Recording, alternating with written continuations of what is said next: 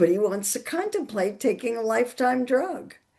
And that's really what it's about. People like the drugs for short periods of time, but they don't like the idea of taking them forever. And we don't know what the side effects will be in the long term. Good evening, and welcome to Cambridge Forum. I'm healthcare journalist Robert Wiseman, moderating tonight's discussion. Our topic is the medicated appetite, how GLP-1 drugs are changing not just bodies, but the entire food system. This is a seismic change in American life. GLP-1 medications such as Ozempic, Wegovy, Mounjaro, and Zepbound are transforming how Americans think about appetite, health, and the food around us. As millions adopt these drugs, their effects are rippling beyond individual bodies. Appetite itself is changing, and with it, the food economy, public health strategy, and the incentives that shape what we eat. As of early 2026, nearly 13% of US adults have used a GLP-1 for weight loss. That's roughly a doubling in just over a year. While doctors and researchers are still debating the long-term health effects, the food system is already feeling the tremors. When millions of people lose interest in snacks, soda, and second helpings, an industry built on more has to figure out what less means for its business model. Tonight, we're going to skip the before and after GLP-1 photos to ask a deeper question. What happens when a powerful new medication collides with a food environment that fuels excessive weight gain, along with stigma and inequality? Our guides in exploring that question are Marion Nestle, one of the most influential voices in food, politics, and public health. She's author of Food Politics, Soda Politics, Unsavory Truth, and more. Marion has spent decades showing how industry and policy shape what ends up on our plates. Trey Malone, an agricultural economist and the Bulge Endowed Chair for Managerial Economics in Agribusiness at Purdue University. Trey studies how agri-food businesses respond when consumers change what and how much they buy. And finally, Alexandra Brewis, an anthropologist and Regents Professor at Arizona State University, internationally recognized for her research on obesity, weight stigma, global health ethics, and how people inhabit their bodies across cultures. I'm going to ask them to focus this evening less on individual willpower and more on systems, food environments, markets, and the social meaning of eating. Welcome all. Alexandra, your work looks at how people learn to see and judge their own bodies across very different cultures. Before we get to GLP-1s, what patterns do you see in how people come to feel that their bodies, and especially their weight, are a problem that needs to be fixed? So I've been studying weight for about 3 decades, and I've seen enormous changes over that time, but it's more a matter of degree than anything, and salience through time and across cultures. So what has happened is that weight has become the universal way that people judge themselves and judge others. And in that wider context, of course, people are going to care about what's happening with their bodies in terms of what size it is. And we've found that this really isn't particularly linked anymore to body size either. We did a study a couple of years ago across multiple countries ethnographically, looking at how people think about their bodies. And it's this fear about being judged and using it as an index to judge others is definitely something that people of all body sizes are engaging in now. It readily follows from sort of neoliberal ideas of personal responsibility. So it's very much, we've seen this accelerate as more and more groups have become interacting with the global markets. It's definitely a phenomenon. And you've written about food noise, the voice in our heads that has us thinking about food.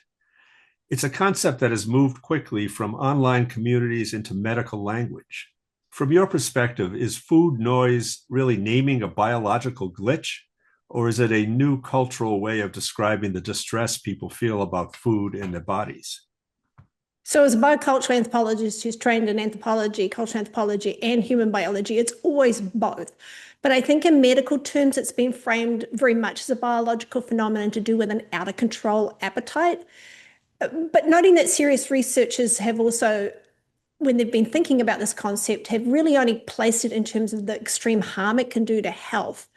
And what we're seeing now is it being normalized in the sense that apparently now anyone can have food noise, but then also pathologized. You should get rid of it. So while in that context, all the evidence very clearly points to it being a socially produced and structurally reinforced phenomenon.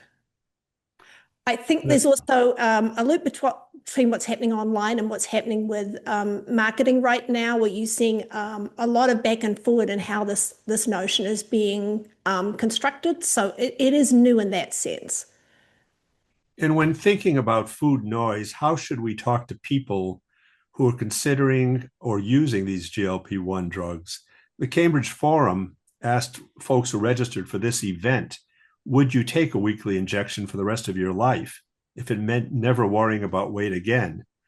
Less than 12% said yes. Fewer than 8% said maybe. More than 46% said no. Alexandra. Oh, so yes. So how would you talk to people considering or using? So I think we really have to be very careful here in talking about why people are using the drugs. So we have to really differentiate between the use of drugs for treating diabetes and those that have medical need for extreme weight loss, where these drugs are medically very important and will continue to be so. I think this is what we're talking about when you see those numbers is the distinction between injectables and pills, which are coming on the market now. So that's going to really change those numbers. But also when we're talking about cosmetically or non-medically motivated use, which is where things are moving very rapidly right now. And this is where this notion of food noise is happening to sit. It's really sitting within the context of marketing a product for minor levels of weight loss or weight maintenance, not for treating serious chronic illness. So I think it's for people that are thinking about taking these drugs, putting those two things as separate phenomena is really important. Got it. And Marion, you've argued that we live in an obesogenic environment, an environment that makes overeating the default. Hearing Alexandra describe food noise as something that's shaped by culture and stigma, how do you see the surrounding food system turning that internal chatter up or down? As I'm fond of saying, food companies are not social service agencies and they're not public health agencies. They're businesses, and their job is to sell as much food as possible to as many people as possible, as often as possible, in as large quantities as possible, and everywhere. And they're very, very good at that. And so they have created a food environment that's impossible for individuals to resist. If you're trying to eat healthfully in today's food environment, you're fighting an entire food system on your own. And I love the concept of food noise. It's a new term to me. It's not one I've ever heard before the GLP-1 drugs came in. And my understanding of it is it's that feeling of constant thinking about food. You just can't stop thinking about it. And about a year ago, because I'm really interested in these drugs, and as who is not, I started asking people at my lectures. I give a lot of lectures about food politics, and I started asking people at my lectures that if anybody was taking the drug and would be willing to discuss their experience with it with me privately, would they come up afterwards and talk to me? I was deluged. I had no idea how many people were taking them. And people came up and talked to me about what their experience was. And what was so interesting about it was the consistency. No matter what drug they were taking, most of them lost weight, not all, but most of them lost weight. For many, it was the first time they'd ever lost weight. They were all experiencing side effects of one kind or another, but the people who stayed on the drugs tolerated those side effects. And this anecdotal information is very consistent with what the research is showing, which is that people have very good experience. A lot of people have very good experiences with the drug, but half of the people who are taking it drop out in the first year, either because the drugs are too expensive or the side effects are too unpleasant. And in that questionnaire that you quoted, the obvious answer to me was nobody wants to contemplate taking a lifetime drug. And that's really what it's about. People like the drugs for short periods of time, but they don't like the idea of taking them forever. And we don't know what the side effects will be in the long term. So if we look more at the overall environment rather than treating food noise as something inside individual brains, what kinds of policies or industry changes would you like to see?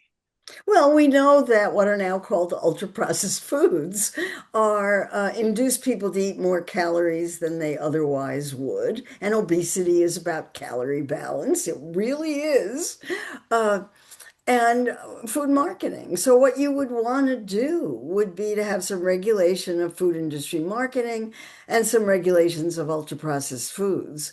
Um, and maybe make, as the new dietary guidelines say, make real foods easier, more accessible, and less expensive than ultra processed foods. So, taxes, restrictions on who you can sell to, restrictions on advertising on social media, restrictions on advertising on television, all of those kinds of things could be contemplated. And would be contemplated if we had a government that was interested in regulating the food industry. Right. I want to get into the guidelines a bit later, but I want to ask Trey, from an economist's point of view, you look at sales and categories more than noise. If a cultural script shifts, if millions of people feel less compelled to snack or less guilty about saying no, how does that start to show up in the data? Are we seeing clear shifts in what people buy, or is the impact on the market still subtle?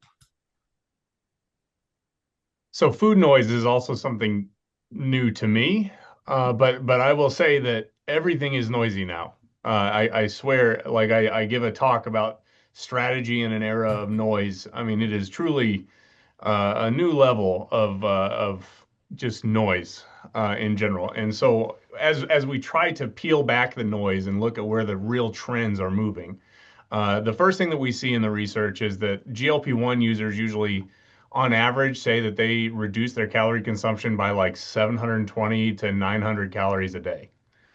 So we've seen a shift, right? And when we survey those same users, what we find is the majority of them expect this to have massive ripple effects in the food system. So while it is true that I think in general there is this shift, the users specifically are experiencing a seismic change in the way they eat. Now, the way that they eat has also changed pretty dramatically in terms of what they eat. So the most affected products from the scanner data research we've seen are chips and other savory snacks, sweet baked goods, different frozen products. Cheese is going to be on the top five list of big impacts on the reduction side of calorie Right. So consumption. those foods you just mentioned, those are the foods people are abandoning or They're moving away not from. eating as much of that. Not But eating what as they are much. eating more of, as you might expect in the cultural zeitgeist, is protein. And so we've seen a shift toward specifically high level protein. So we're talking about very premium cuts of meats. So there's a really fantastic paper that was published in the journal Food Policy, which tried to break down this change in the demand curve for proteins. And across category, across food product, the demand curve itself has become more flat. It's more vertical, excuse me. And so as a more vertical demand curve operates, you end up buying something regardless of what the price is because that's what you want. And so this has, I think, accelerated the premiumization of the protein market specifically. It's interesting, the premiumization concept. We're starting to see GLP-1 companion shelves and high protein, small portion products marketed explicitly to people on GLP-1 drugs. From your vantage point, Trey, are companies genuinely shifting toward more nutrition dense offerings? Are they simply finding new ways to capture the same dollar from a customer who eats less? Well, to be clear, I think GLP-1s are in the same cultural shift that we've seen with Maha and all of these things that I think even 10 years ago we probably would have never expected. So there has been a shift in the way that people eat.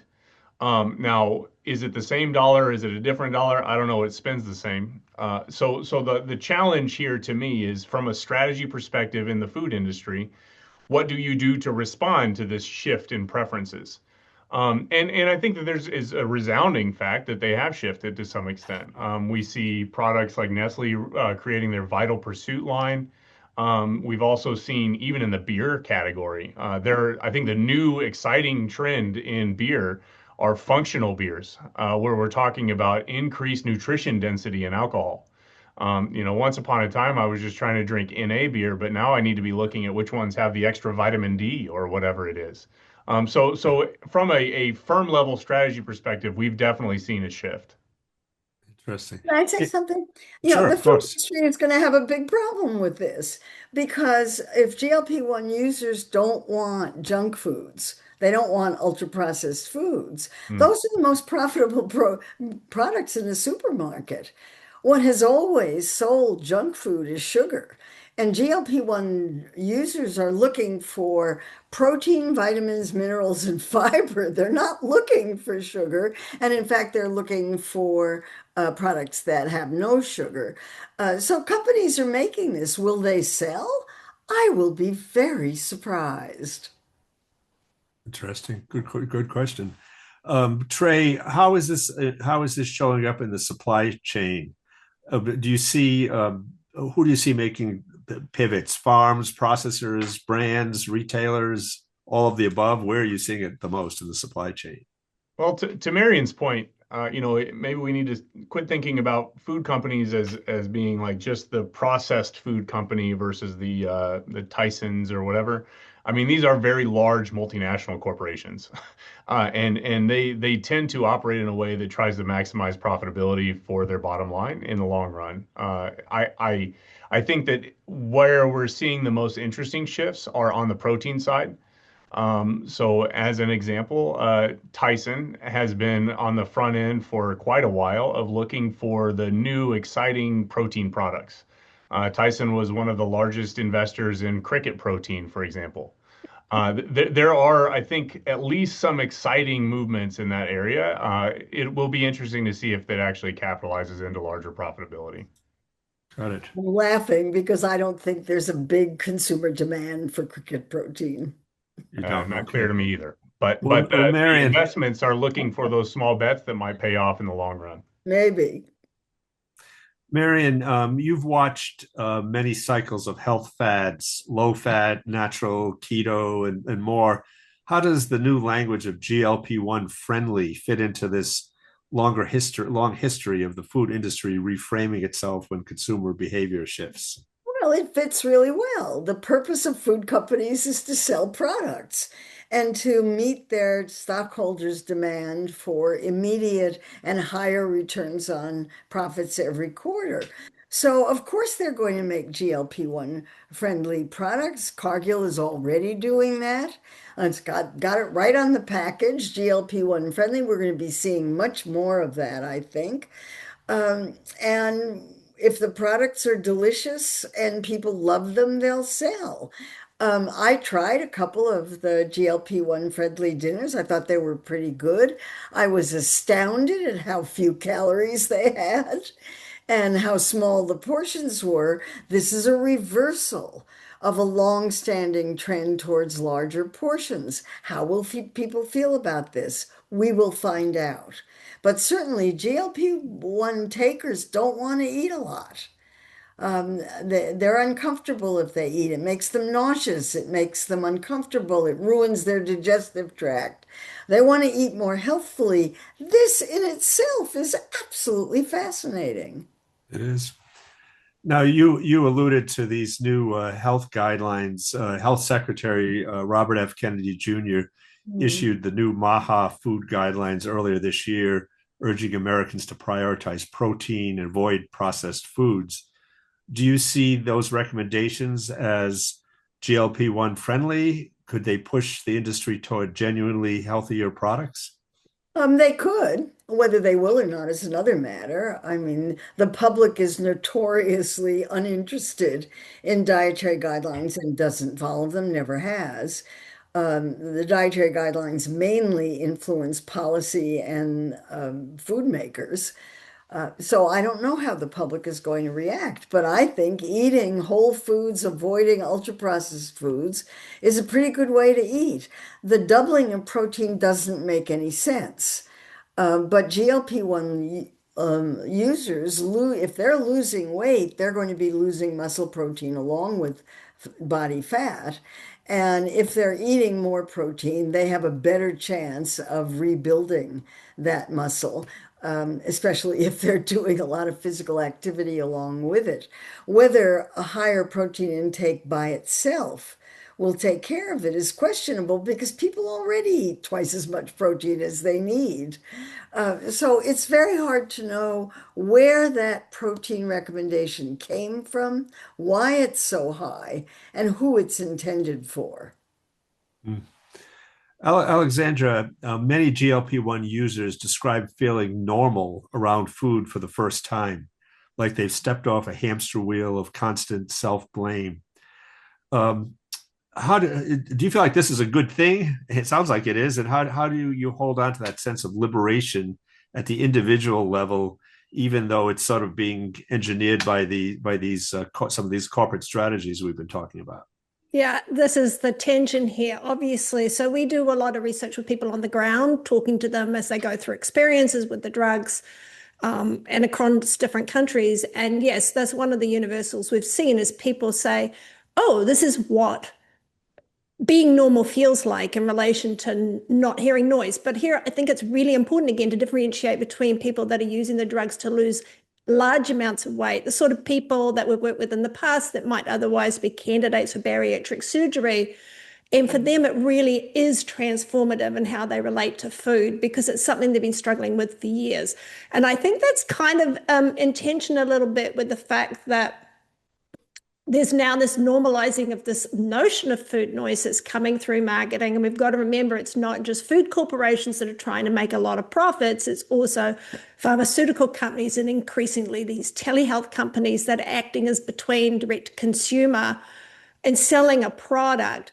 So what I think a lot of people are picking up on through social media is this notion of food noise. So it's coming from an anxiety that people already have about weight and do I eat too much? Am I eating the right things that everyone worries about every day?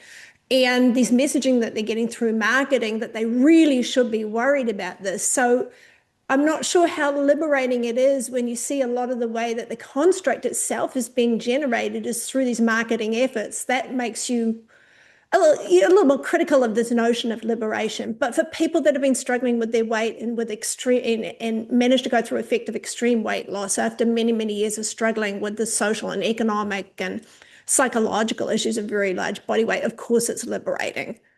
But it's not necessarily to do with food noise. It is more to do with feeling like other people. And part of that is because of body size changes is just as much as how they're relating to food. Got it. There's a question from the audience, and maybe Alexandra, you could handle this. What does the research on these drugs show about the side effects? And how does that play into what you were just talking about? Yeah, so the teams that we've been bringing together, some have been working in doctor's office with GP patients, some have been working, in clinics, other in the community. And I think that what we're seeing is that as long as you're losing weight, people are very prepared to put up with what can be extreme side effects, gastric side effects in particular, but lots of other side effects as well. While you're losing weight when you're on high doses, these are very uncomfortable drugs. What happens, and we think that part of the reason that there's such a high drop off is that once people have lost weight, their motivation to continue to use the drugs and tolerate those side effects shifts. So what we're seeing also is some very unusual use patterns where people don't want to be on them all the time. So what they do is they hit on with a high dose, lose weight, come off, put weight back on, and then go back on a high dose again because then they can drop weight quickly. So they're going, it's essentially, we're seeing a new form of yo-yo dieting coming out of this as well, in part because people don't want to be on it continuously and with the side effects continuously. You're not seeing microdosing?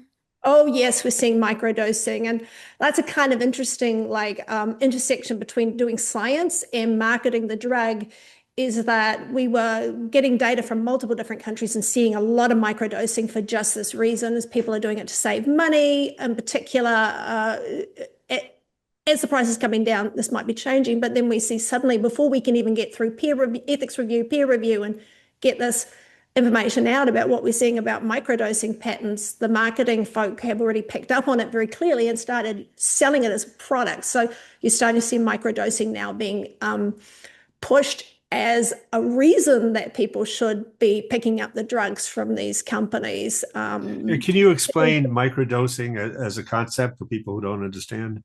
Yeah, so in some of the injectables, not all of them, you can click down the pen and not give the full dose. It's much harder with some of the pens than others. So in some places where people are using the clickable pens, people are titrating themselves.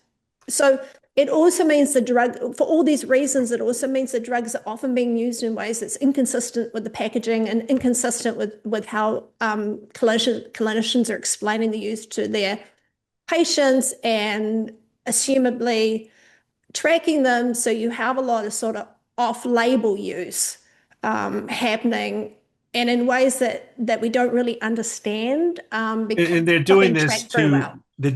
to preserve the supply and save money. Saving money. I Or think that I think reduce the side effects.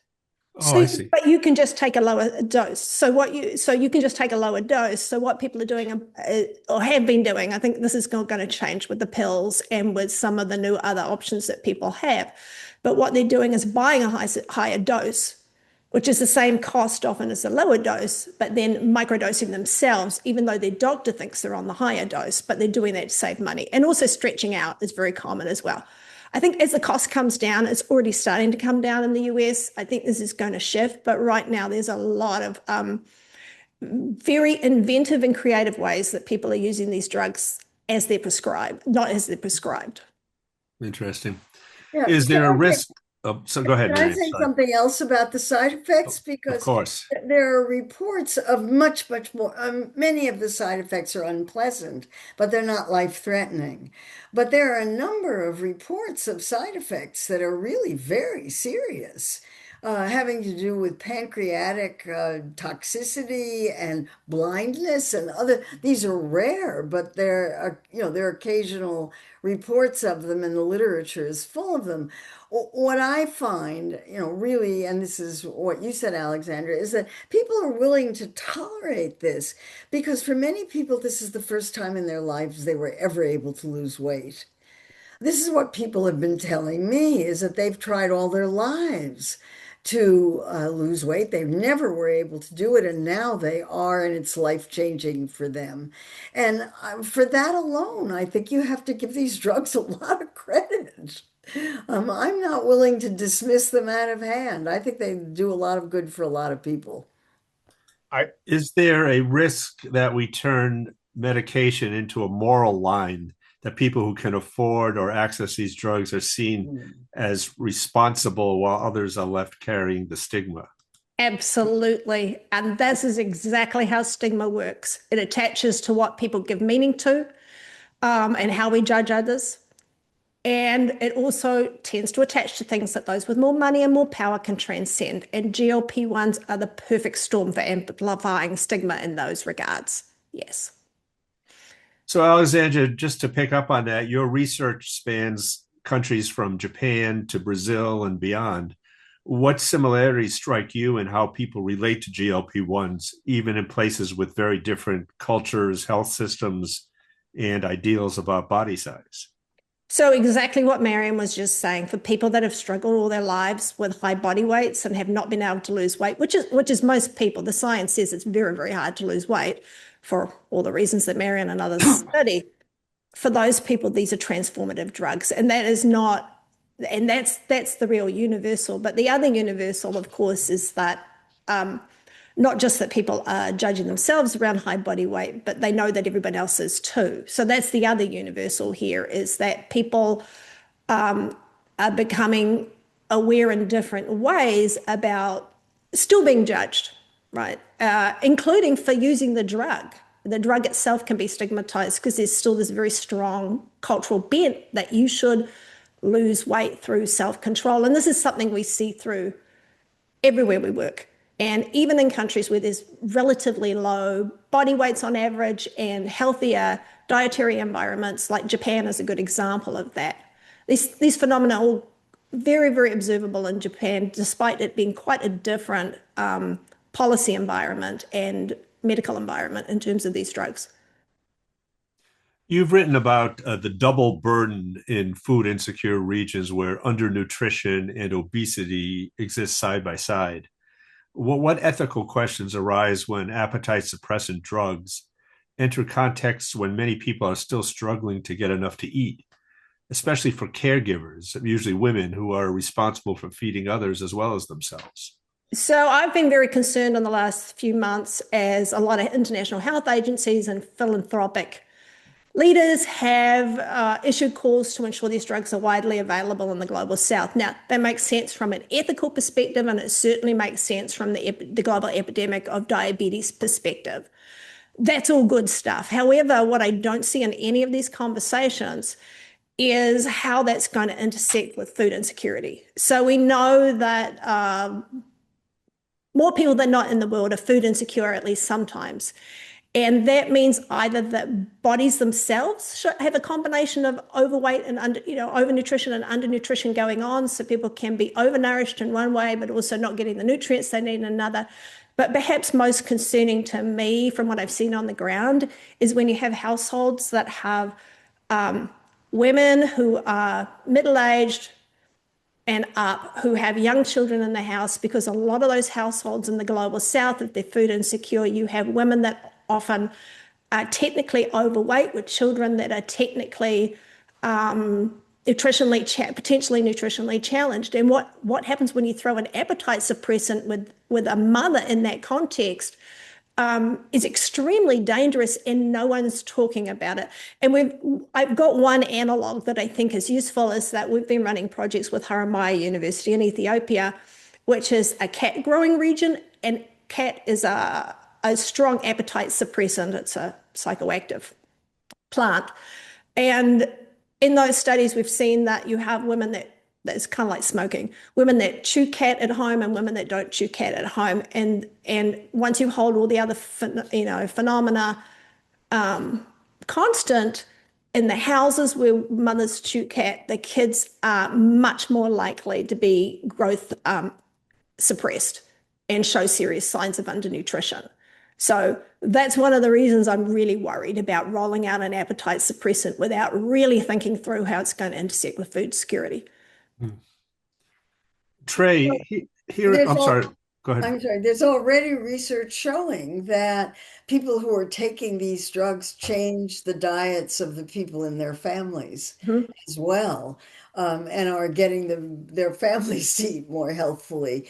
So it spreads. And something like, it's 13% of American adults are involved in this. That's a big percentage of the population, and it's only going to grow when the drugs are cheaper and easier to take. And Marion, when you say they're getting their family to eat more healthy, it's not they're not putting their family on these drugs. They're just No.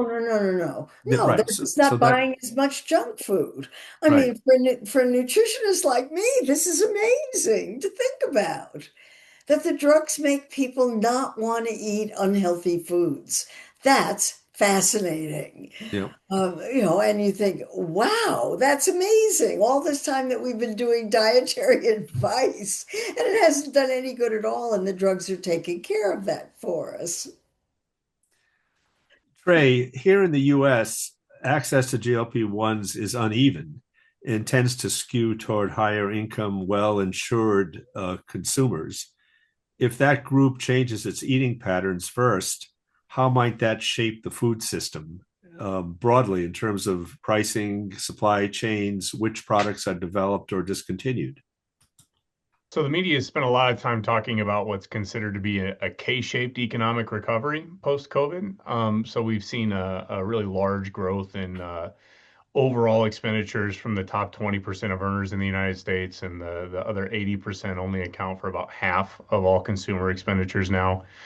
So that change has led to, I think, two really big growth areas for the food industry. The high-end customers who are looking for unique products. I think even Prada has a restaurant now. And then on the other side, you see the Members Mark brands, the club brands out there that have seen an explosion in overall product demand. So as of right now, you're right. It's skewed very heavily towards the upper end of that K-shaped economic recovery. But with the new pill-shaped version of this, actually we just finished a survey. About 15% disagree with the statement that GLP-1s should have equitable access in the United States. So there are very few things in the food system that both sides of the aisle can agree on. It is amazing to me that this is the one. But to be clear, I also think that that was part of a larger trend. So we published a study a couple years ago on political polarization in the food system, and what we found was that in this polarized society that we now live in, if anything, the left and the right have become more in agreement on food policy issues than they were in 2010. Now, it's not by a lot, and it's not in everything, but we've seen kind of an interesting convergence in food policy opinions, and I think GLP-1 sits squarely in this change toward expanding access to the lower end of consumers, just like the higher end of consumers currently have. So just to be explicit, Trey, what are they agreeing on? They're agreeing that there should be more broad access to GLP-1s? That's right. So the statement was, to what extent do you agree or disagree with the following statement? The government should implement measures to ensure equitable access to GLP-1 drugs. Only 15% of my sample said no.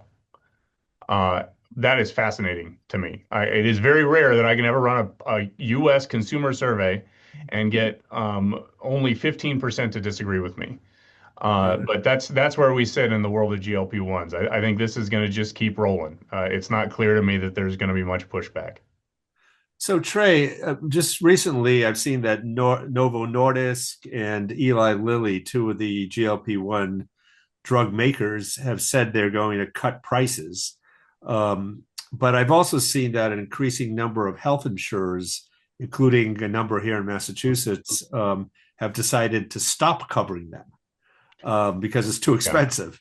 How do those two seemingly disparate trends, how do they, we need to be paying attention to what happens with Medicare, because I think that's really going to drive a lot of this conversation, regardless of what happens. There are really, as of right now, Medicare is or is not covered? Not. Well, I think in general it is not. Correct. Okay. But could that change? Sure.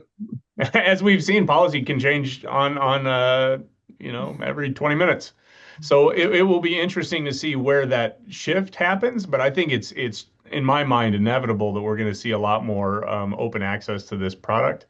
However, I think it's important to also point out that the weight regain after coming off of GLP-1 is dramatically faster. So I think I've seen some reports of like up to 4 times faster than if you lose weight the traditional way. So we are, in the moment that you're taking GLP-1s, you've seen this structural shift in how you eat. But if you do get off the product, you're going to go back to how you eat typically. And so again, we have a lot of open-ended questions for what this really means in the long run. Policy is only one of the levers that could be pulled right now. Right. So it sounds like there's broad consensus among people who differ politically about we should improve the access. But as of right now, it's still more weighted toward the more affluent are taking it. Correct? Sure. So, I Yes. mean, is it possible we would end up with two distinct food systems? We One already for have Yeah, I medicated, think I think high-income consumers and another for everyone else? so. Keep in mind that the average grocery store in the 1970s had about 8,000 unique SKUs. And by 2020, that number of unique products jumped to about 45,000. So we have seen this fracturing of the food system. Go look at how many apples we can buy at any given day. It used to be Red Delicious, and now there are literally a bajillion different types of apples that you can choose at your local Right. neighborhood Walmart. I think that there has already been a fracturing in a way that the GLP-1 medication just fits squarely into what's already happened over the last 40 years. Yeah, we already have a completely divided food system where people who can afford it eat quite well, and people who can't afford it don't, because Right. they're reliant on ultra-processed junk foods because they're cheaper. Right. So, Marion, given that gap, can public policy do anything meaningful to bridge the gap, or are we at risk of letting the pharmaceutical companies become the de facto regulators of the American diet simply because their products are what moves markets? I mean, we certainly could change policy if we had the political will to do it. I don't see any signs of that right now. But there are lots of policies that could be enacted, starting with the entire, I'd like to see a change in the entire food system. The United States food system is set up to subsidize the production of corn and soybeans, which about half of them used for feed for animals and the other half used to make fuel for automobiles or diesel fuel. This is an insane food system from the get-go. It's not about food for people at all. It's about feed for animals or fuel for automobiles or airplanes. Um, so that would be one thing to change. We could change what we subsidize. How about subsidies for real food for people? That would be one place to start. We could regulate the way foods are marketed. We could regulate foods in schools. That would be a very good idea. We could have universal school meals. That would solve a lot of problems right off the bat. We could have universal basic income that would solve a lot of problems right off the bat. There are lots of things we could do if there was anybody interested in doing it and if there was political support for it. Very hard to get right now. Can this GLP-1 boom, could that help boost some of these ideas you just talked about? Yeah, it could. I mean, the way I see it is the food industry is in trouble. And the food industry is in trouble for four reasons. GLP-1 drugs, which are encouraging people who are taking the drugs not to eat as much. Robert F. Kennedy Jr., who as head of Health and Human Services is making sure that dietary guidelines say reduce intake of highly processed foods. Those are among the most profitable foods in the supermarket. The whole concept of ultra processed foods is a threat to the food industry. People get the concept loud and clear and are trying to avoid ultra processed foods. That's a big problem. And then inflation. As the cost of food is going up, people aren't buying as much of it. And it's very difficult to sort out which of these reasons is having the biggest effect on people's actual purchases. People who are wealthy don't have to worry about inflation, but people who are poor have to worry about it a lot. And I don't know, maybe Trey can say more about this, but are you seeing reduce purchases from people just because they don't have enough money? Uh, so like I said, on GLP-1 medication, from what the data I've seen is that it's a shift toward premium products. You're Uh, not going to buy ice cream. You're just going to mm, buy the exact ice cream you want, regardless of what the price is. mm, And to this point about this kind of shift in conversation, I mean, the state of Oklahoma is one of the most red states in America, and there is literally a Senate bill that advanced about 6 months ago that would have banned aspartame in the state of Oklahoma. mm. Like this is something that I mean, my family ranch is in the panhandle of Oklahoma. I could have never imagined somebody in my home state saying that this is what we need to be doing. So I think that this is an interesting time in the food and ag world. I'll say that like I work quite closely with the food industry. I work with ag groups across the country.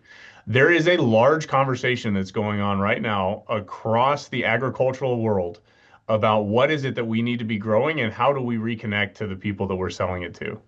And so I think this is a really interesting time. It's exciting, from a shift in cultural goals, but it's also pretty nerve-wracking. I think food noise is a good way to say it. It's a noisy time to be trying to make annual or 10-year decisions if you're thinking about an orchard, 30-year decisions if you're talking about a chestnut orchard. Like, I mean, this food system takes a long time to change. And so, this isn't a 1 day conversation. This isn't a 1 month conversation. It's a 4 year conversation. This is something that we'll be studying for, I think, the rest of my life.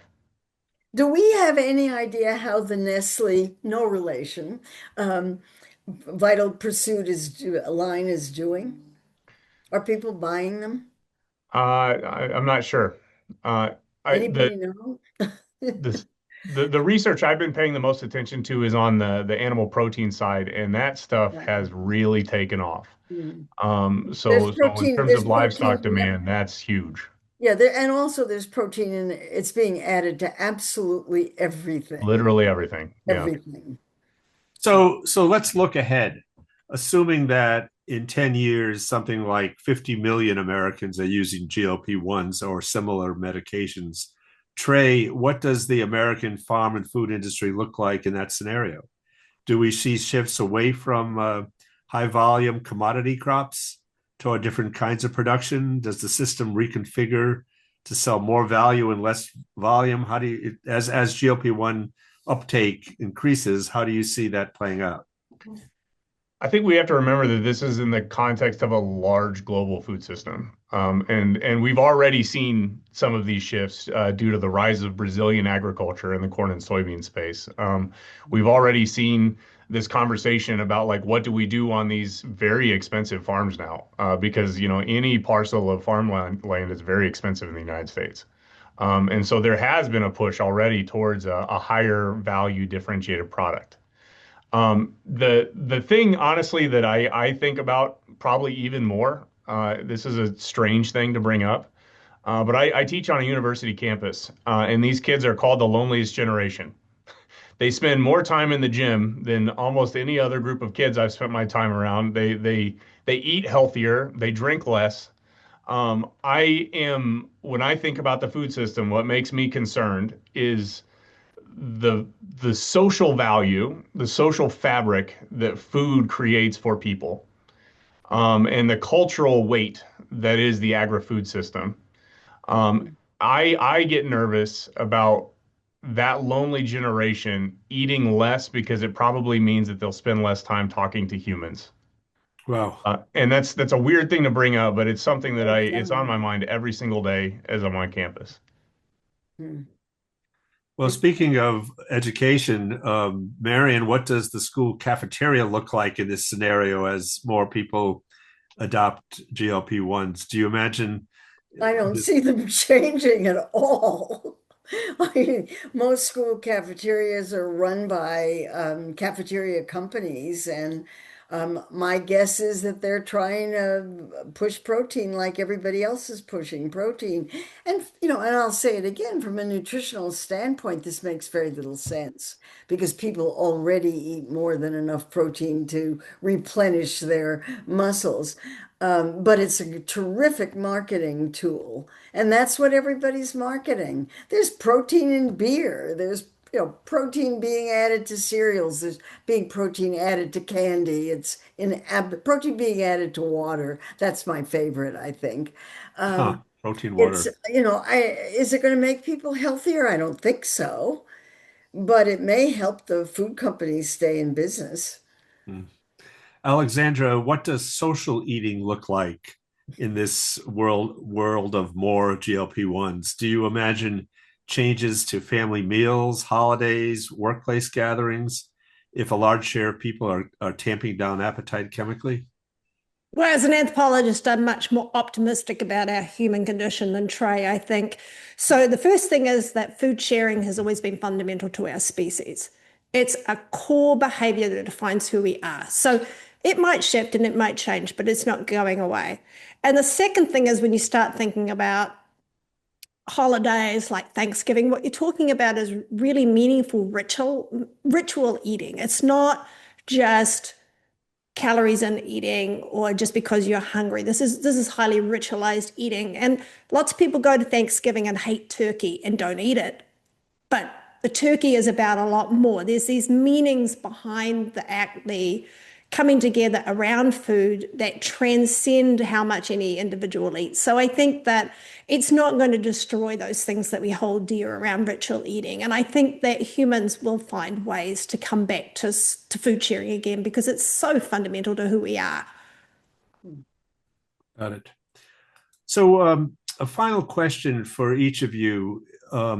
What is the one thing you want the public to understand most about GLP-1s and the future of how we eat in this medicated era?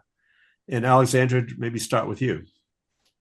So, one of the things that I find quite fascinating is the level of marketing and push that's going on right now in the US, and this is not what's happening in other countries. And so, what we're seeing in the context of this heavy marketing is that the products are being pushed, just the really positive side of them is being pushed out to consumers as a product, right? Not as a medicine. Now, what we're seeing in other places like Japan is the government is pushing back very hard against this. They don't want people using them for cosmetic reasons to lose a few pounds.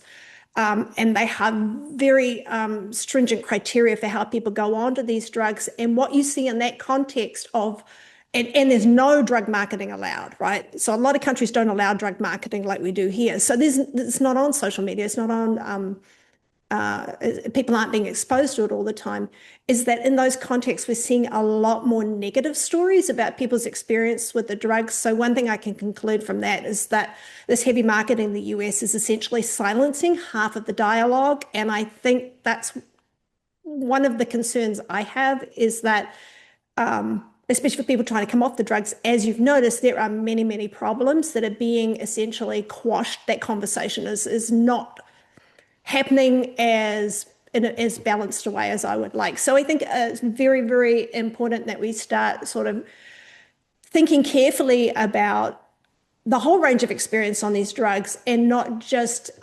exposing people to the good side, which is certainly there. I think then people are going to be able to make much better decisions about where they want to situate themselves around this. So you feel like in the U.S., the drugs have a better rep than they do in some of these other countries? Well, GLP-1s? they're certainly being put. So I think we've got to really distinguish between a medication that's great for treating people with diabetes and people that have struggled with extreme weight their whole lives. That's one thing. What we're seeing in the US is this push into cosmetic use. This is the place, and it's being pushed as it's easy, it's safe, it's something everybody's doing. The number of sports personalities that are on right now pushing these products as if they are health giving is deeply concerning, and I think is giving a very unbalanced view about people's actual experiences with the drugs. Yes, it's great while you're losing weight, but the maintenance is where the rubber's going to hit the road, because losing the weight is only about the first 2 years. And here we're talking about drugs that people are being told they should take for the rest of their lives. And if they stop doing it, they're going to gain weight in an accelerated fashion. So I think we really need to be doing research on that other side of the equation, is people's experiences on the ground, and making sure that that's part of the conversation. Got it. Trey, what would you most like people to know about the GLP-1s? So in the tech world, people talk about hype cycles. And the concept is that you have some type of innovation that triggers this growth, and then there's some type of peak of inflated expectations. Google AI hype cycle, and you can spend days and days reading about where we are on that. I don't know where GLP-1s are on this hype cycle, but I think we're on one. I think it'll be interesting to see what the long-term implications are for this hype. Will we actually see a dramatic shift in the food system? I don't know, maybe. Or are we just seeing this unique inflection point where people are starting to take their health more seriously for some reason? GLP-1s are part of the story, but not the whole story. But I really do want to emphasize that we talk about these silver bullets like GLP-1s, and we oftentimes forget all of the other cultural loadings that go into what's going on in that food system at the same time.